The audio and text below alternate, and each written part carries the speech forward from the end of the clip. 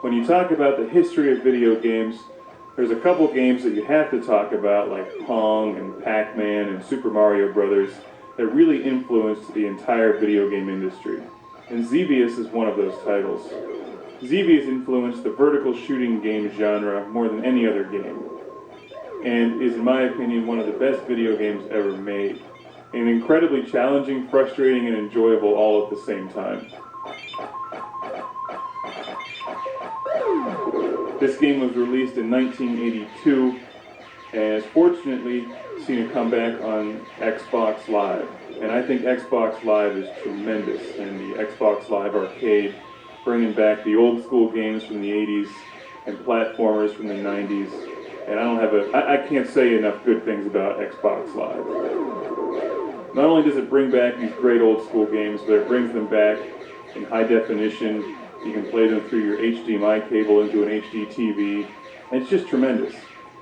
Xevious is presented in its original native aspect ratio as you would have played it in the arcade, which is like a television laid on its side. It probably looks very familiar to those of you who have played games like Raiden, and there's so many games in this genre now. As a general rule, I think they're more popular in Japan than they are over here in the States, and I think that's unfortunate, because I personally like this genre a great deal. It's challenging, it's fun. As you know on this show, I love being the lone, daring starfighter against countless enemies, impossible odds, on a questionable, vague mission that usually doesn't matter anyway. Because, what's the point of this game is to get through it, to have fun, to rack up points, and to shoot things and watch them blow up. Xevious came out in the arcade in 1982 and has since been seen on game systems like the Atari 7800 and the NES. And in fact, the original Classic Game Room series, we reviewed the Atari 7800 version and a version for the PlayStation, which they remade. As you can see from the screen, you have two different weapon options. And that's one of the things that makes Xevious unique. But for starters here, you have your lasers, your twin cannons, I think they're lasers, maybe they called them something else, and your bombs. So you have to shoot your enemies in the air, and also bomb the enemies on the ground. And they're all shooting at you from different directions, and it's very challenging. What makes this game decidedly different from Raiden 3, for instance, which is one I recently reviewed, is that you can't power up your weapons to have this arsenal that fills the entire screen with your weaponry. You're basically limited to the two weapons that you start with.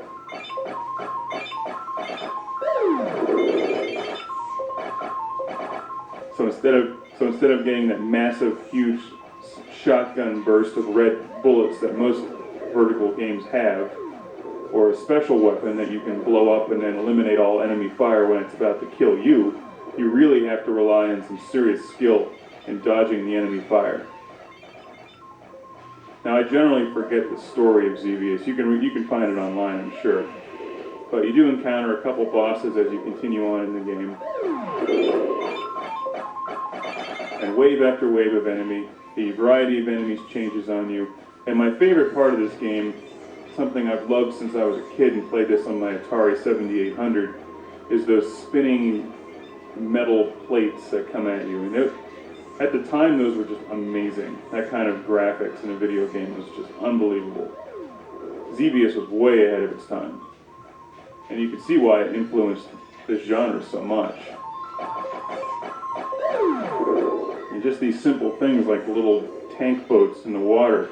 You can't just bomb them. You have to actually lead them with your bomb and hope that they run into it. So it requires a lot of skill to hit all the enemies in this and rack up serious points. And with Xbox Live, of course, they give you the added incentive of going for gamer points, which are addictive and a lot of fun to collect for no apparent reason. But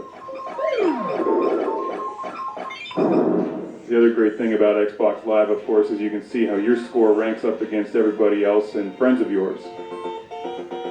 What's really incredible about Xevious is that this game came out in '82, and it really doesn't look any different than newer games today. Maybe it's slightly different, but I mean, there's only so much you can really do with a two-dimensional vertical scrolling game before it starts getting ridiculous. And I'm not a big fan of adding in all those three-dimensional polygons and crap floating all over the screen. I think keeping it simple like this is the way to go. And that's why I like Xevious so much in games like Raiden 3. Now, I'm generally not a huge fan of using the Xbox 360 controller on this game. It's definitely challenging. I prefer the arcade-style joystick and buttons, but you know, what are you going to do when you just don't have a stand-up Xevious arcade machine in your basement? Xbox Live is about the best thing you can have.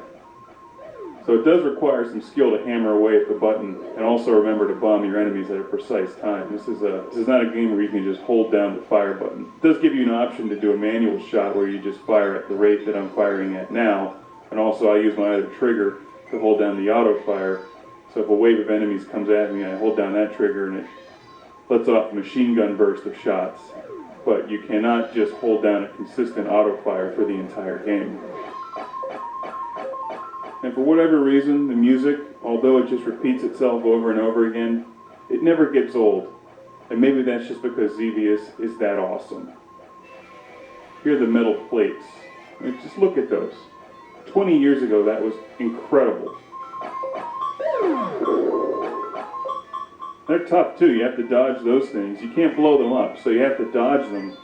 And then the enemy fire is coming at you, and then you get caught in between the enemy fire and the spinning metal plates, and it kills you. I love to see the resurgence in arcade titles on Xbox Live. And they don't cost much on Xbox Live. A game like this is only about $5, and it really has infinite replay value. Even if you went out to find this for your Atari 7800 or NES, it would still cost you at least $5 or $6 when you add in the shipping cost. Because you'd probably end up finding it on eBay, for instance. But with the Xbox Live, you just download it and it's no problem. Now, I'm by no means the greatest Xevious player in the world. In fact, I'd like to get a lot better at this game because it really is one of my favorite games and always has been. Just need to find the time to sit down and get back into it. One of my favorite game systems is the Atari 7800, and that's one that I grew up with and had when I was a kid. And Xevious was up there with Robotron 2084 as my favorite game on the Atari 7800. I played it for hours and hours and hours and hours. And I'm glad to see that there's still a lot of interest in Xevious today. If you like this genre, you've never played Xevious before, you owe it to yourself to pick this game up on Xbox Live or the 7800 or the NES, and you've got to play Xevious.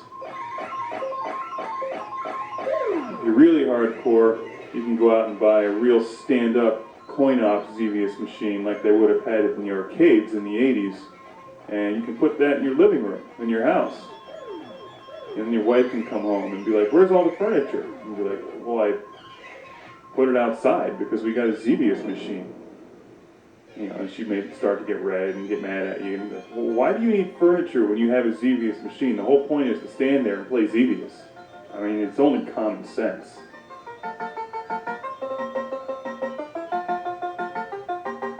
It's like replacing your dining room table with the cocktail version of Ms. Pac-Man. You can eat on that Ms. Pac-Man machine and play Ms. Pac-Man at the same time. And hell, it worked at Pizza Hut.